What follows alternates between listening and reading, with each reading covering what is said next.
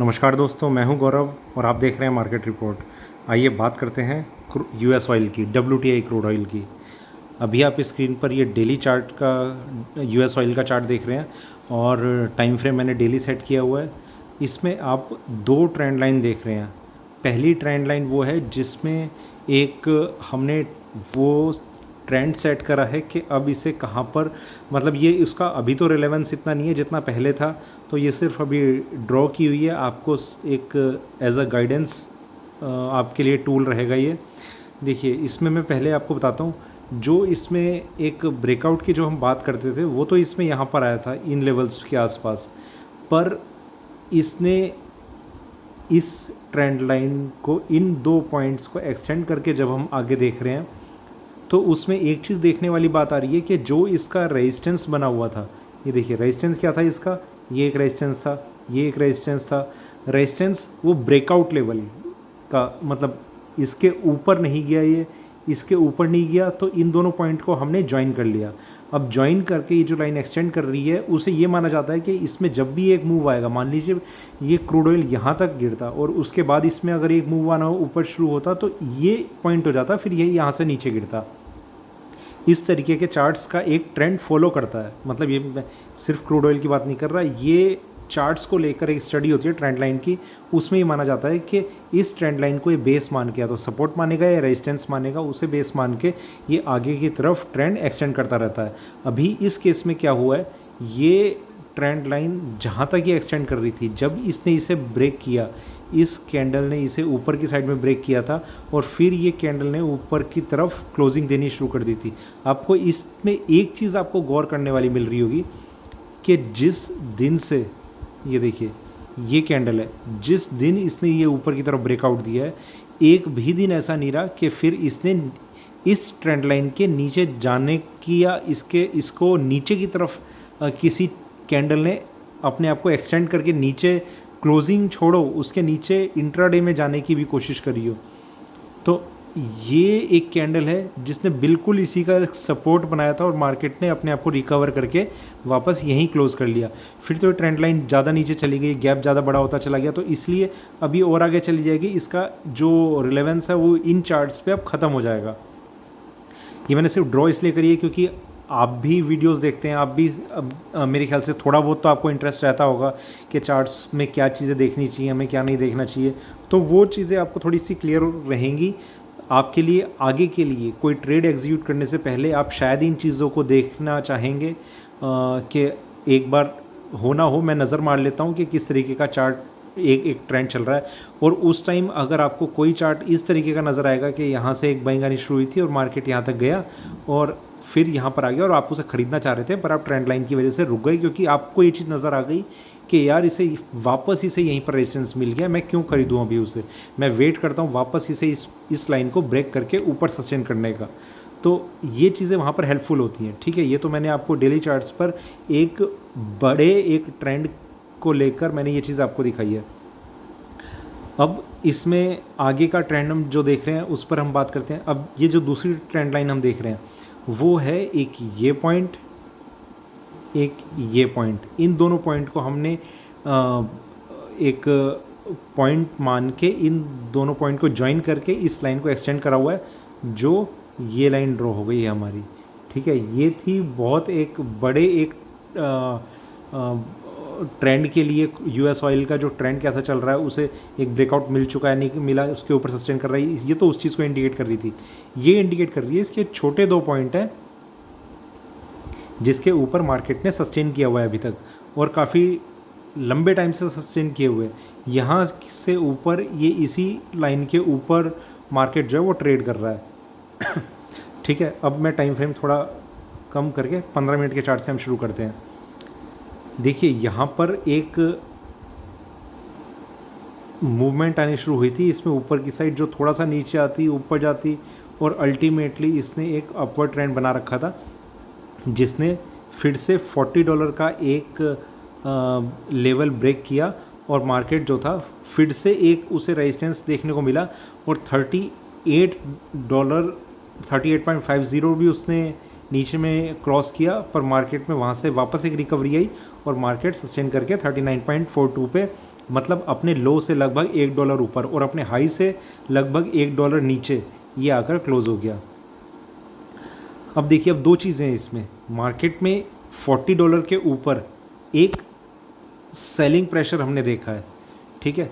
42.50 पे इसे एक रेजिस्टेंस है जो मैंने अपने पिछले कई वीडियोस में बताया है कि यहाँ पर इसका बहुत एक स्ट्रॉन्ग रेजिस्टेंस लेवल है। एक अगर ये उसके ऊपर चला जाता है तो बहुत एक इसमें अच्छा जंप आ सकता है, ठीक है। और दूसरी चीज़ मैंने आपको बताई थी कि 39.60 के ऊपर अगर ये आता है तो इसमें एक बाइंग आनी शुरू हो जाएगी। तो 39.60 जैसे इसने ब्रेक करा था मार्केट में, हमने एक मूवमेंट देखी थी ऊपर की साइड, बहुत अच्छे से सस्टेन भी किया इसने। पर जैसे ही इवनिंग सेशन शुरू हुआ था एक सेलिंग हमने देखी जो बहुत तेज़ी से आई थी, मार्केट नीचे गया, वापस इसमें फिर से एक रिकवरी आई और मार्केट जो था 39.42 पर आकर क्लोज हो गया। अब हमें किन लेवल्स का ध्यान रखना है? देखिए, मार्केट जो है वो अभी भी एक अपवर्ड ट्रेंड में है, इसमें कोई दो राय नहीं है। पर ये जो सेलिंग आ रही है, ये 42.50 का जो मैंने आपको लेवल बताया हुआ है, उसे जब तक ये बहुत सक्सेसफुली, बहुत ही एक स्ट्रेंथ के साथ ब्रेक नहीं कर पाता, इसे स्ट्रगल ज़रूर करना पड़ रहा है इन लेवल्स पे बार बार आने के बाद। देखिए, अगर आप इस लेवल को देखेंगे, इसने अपना पिछला हाई ज़रूर ब्रेक किया है पर उसके ऊपर सस्टेन नहीं किया इसने। पिछला हाई था इसका 40.42, ये वाला हाई है इसका 40.49 या शायद 47 है, मतलब उसे इसने कुछ सेंट उसे एक्सटेंड किया है उस लेवल को। पर इसमें सेलिंग हमें देखने को मिली है और सेलिंग इतनी ज़बरदस्ती कि अपने हाई लेवल से लगभग $2 ये नीचे आ गया और मार्केट जो था वहाँ से भी $1 रिकवर कर गया।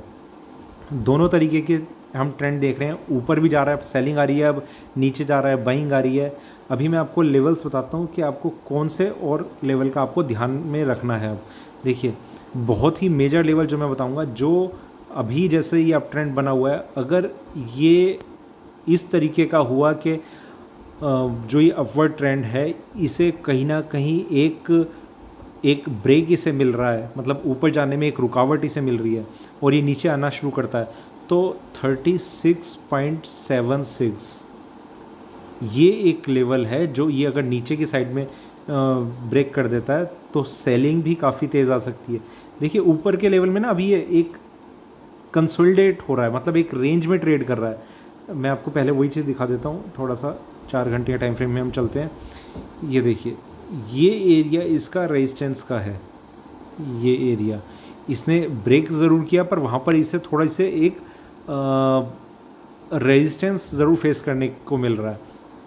अब जो मैं आपको एक लेवल बता रहा हूँ वह 36.76, लगभग इसी ट्रेंड लाइन को अभी आप समझ लीजिए। ये लेवल ये इस सपोर्ट लेवल को भी बता रहा है और ये इस ट्रेंड लाइन को भी बता रहा है। अगर मार्केट नीचे गिरना यहाँ से शुरू होता है तो लगभग ये इस लेवल पे आके 36.76 का एक लेवल, इसका एक स्ट्रॉन्ग सपोर्ट लेवल बन के आगे चल रहा है। और ये अगर ये ब्रेक करता है नीचे में तो ये माना जाएगा कि मार्केट जो है वो और तेज़ी से नीचे गिर सकता है, क्योंकि 2 बार इसमें वो लेवल देखा जाएगा जहाँ पर इसे रेजिस्टेंस फेस करने को मिला है। अगर ये यहाँ से ऊपर नहीं जा पाता और वापस नीचे की तरफ गिरता रहता है तो वो जो सेलिंग की जो कंफर्मेशन है, वो जो रेजिस्टेंस की जो कंफर्मेशन है वो बहुत स्ट्रॉन्ग हो जाएगी और फिर इसे वापस ऊपर जाने में बहुत ही ज़्यादा प्रॉब्लम आएगी। मार्केट जो है वो एक डाउनवर्ड ट्रेंड की तरफ चलना शुरू हो जाएगा, ठीक है, नीचे की साइड चलना शुरू हो जाएगा। अभी ये लेवल मैंने आपको बताया 36.76, लगभग ये लेवल है, ओ सॉरी एक सेकंड, 36.76 ये लेवल है। ऊपर में मैंने आपको बताया कि इसका ट्रेंड अपवर्ड है, आपको एक तो ये ट्रेंड लाइन ध्यान में रखनी है, दूसरा 36.76 के अराउंड ये लेवल है। तो चाहे तो आप इसी पॉइंट को आप आगे के लिए एक अपना सपोर्ट लेवल मान के चलें कि इसके ऊपर जब तक रहना है तब तक ही मैं बाइंग की पोजीशन में एंट्री लेता रहूँगा और एग्जिट होता रहूँगा। अदरवाइज़ मैं इस लाइन के ब्रेक होते ही अपनी जो पोजीशन है वो सेलिंग में क्रिएट कर लूँगा, ठीक है। तो कुछ इस तरीके का हमें ट्रेंड फॉलो करके चलना है जो हमारे आगे के ट्रेड्स के लिए काफ़ी हेल्पफुल होगा, ठीक है। तो अभी एक सेकेंड, टाइम फ्रेम हम और थोड़ा बढ़ा के देखते हैं, डेली चार्ट्स पे चलते हैं। यहाँ पर देखिए, जिस चीज़ का मैं जिक्र कर रहा था आपसे वो ये है, यहाँ पर इसने चार्ट में एक सेलिंग देखी गई थी, यहाँ पर कैंडल ग्रीन में क्लोज हुई है पर हमने ऊपर के लेवल में सेलिंग ज़रूर देखी है। ऊपर के $40.47 के आसपास इसमें एक सेलिंग शुरू हुई थी, जो वहाँ से $2 नीचे तक लाई थी। देखिए, अगर आप डेली चार्ट्स पे देखेंगे तो आपको सेलिंग कहीं भी नज़र नहीं आएगी। अल्टीमेटली कैंडल ग्रीन में क्लोज हुई है, अपवर्ड ट्रेंड है, किसी भी तरीके का कोई सेलिंग आपको नज़र नहीं आएगी। जो मैंने आपको लेवल बताया उन्हें आप ध्यान में रखिए। ट्रेंड लाइन बहुत ही अपने आप में एक बहुत ही इम्पोर्टेंस होती है ट्रेंड लाइन की, जिससे लेकर बहुत से ट्रेडर्स क्या करते हैं, सिर्फ ट्रेंड लाइन को ही अपना एक बेस मान के, एक बेंचमार्क मान के ट्रेड करते हैं। उसी को सपोर्ट मानेंगे, उसी को रेजिस्टेंस मानेंगे, उसी को बेस मानेंगे। वो ब्रेक होगी तो बाइंग करेंगे, वो ब्रेक होगी तो सेल करेंगे। ट्रेंड लाइन की इतनी ज़्यादा इंपॉर्टेंस होती है कि वो किसी और स्टडी को यूज़ ही नहीं करते, सिर्फ ट्रेंड लाइन को यूज़ करते हैं। वही ओनली सिंगल टूल होता है वो उनका, जिसको लेकर वो मार्केट में ट्रेड करते हैं। तो अभी फ़िलहाल के लिए यही कुछ लेवल्स हैं जो मैं आपको बता रहा हूँ कि अपर ट्रेंड में है। नीचे में आप कौन सा लेवल आप ध्यान में रखें, क्योंकि एक प्रेशर ज़रूर देखा गया है रेजिस्टेंस का 42.50 पे, जो मैं आपको बार बार बता रहा हूँ कि वहाँ पर इसे रेजिस्टेंस ज़रूर मिल रहा है। अभी वो मिलेगा या नहीं मिलेगा दोबारा से, वो हमें मंडे ट्यूसडे के लेवल्स में हमें देखने को मिलेगा। नया कॉन्ट्रैक्ट शुरू हो चुका है और नए तरीके से शायद मार्केट एक रिएक्ट करना शुरू करेगा, क्योंकि अप्रैल में हमने एक तरीके का ट्रेंड देखा, मई में एक तरीके का देखा, जून में अभी एक तरीके का देखा। तो अलग अलग कॉन्ट्रैक्ट में अलग अलग तरीके का बिहेवियर देखा है हमने क्रूड ऑयल का। अभी हम देखते हैं कि किस तरीके का एक ट्रेंड रहता है। देखिए, अगर मैं आपको एक व्यू बता देता हूँ कि अप्रैल में हमने कैसा देखा। अप्रैल में मार्केट ने ये एक लो लगाया था, मई में मार्केट ने ये एक हाई लगाया था, जिसे जून के पूरे कॉन्ट्रैक्ट ने आगे को एक्सटेंड किया है। पर जो इसकी स्पीड थी वो काफ़ी धीरे थी, इसकी स्पीड बहुत तेज़ थी, इसकी स्पीड बहुत ही ज़्यादा तेज़ थी नीचे गिरने की। अब आगे का हम देखते हैं, वो साइडवेज निगेटिव ट्रेंड रहेगा, डाउनवर्ड ट्रेंड रहेगा, या फिर साइडवेज अपवर्ड ट्रेंड रहेगा, या साइडवेज बुलिश ट्रेंड रहे, मतलब कंप्लीटली बुलिश ट्रेंड रहेगा। तो इन तीनों में से किसी एक ट्रेंड को ये फॉलो करेगा। वो कैसा होगा कैसा नहीं होगा वो हम मेरे ख्याल से और 2-3 दिन में हमें पिक्चर काफ़ी क्लियर होनी शुरू हो जाएगी। तो वीडियो अच्छा लगे तो लाइक करें, शेयर करें, देखते रहिए मार्केट रिपोर्ट, बने रहें मेरे साथ। कुछ भी अगर आपको मुझसे कुछ कहना हो तो कमेंट सेक्शन में ज़रूर मेंशन करें। धन्यवाद।